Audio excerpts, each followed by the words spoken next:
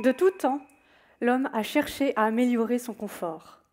Au Moyen Âge, on construisait des meubles pour décorer nos châteaux. Aujourd'hui, on fabrique des portables.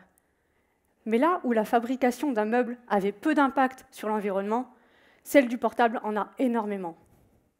Ces appareils sont constitués de nombreux matériaux, et parmi ceux-ci, il y a des polluants émergents. Des polluants émergents, ce ne sont pas des composés qui viennent d'apparaître comme par magie sur la Terre. Non, ce sont des polluants qui font l'objet d'une préoccupation nouvelle. En gros, on ne sait rien sur eux. Sont-ils toxiques? Comment interagissent-ils avec les organismes? On n'en sait rien.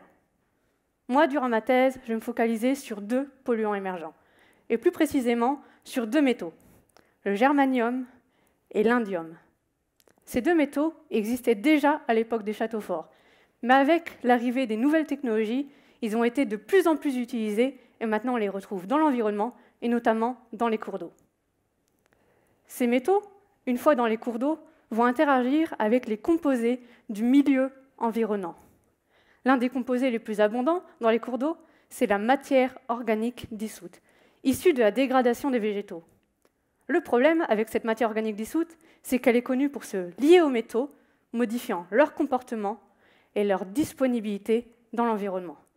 C'est pourquoi il est important de prendre en compte cette matière organique dissoute lorsqu'on regarde l'effet de polluants, comme le germanium et l'indium, sur l'environnement.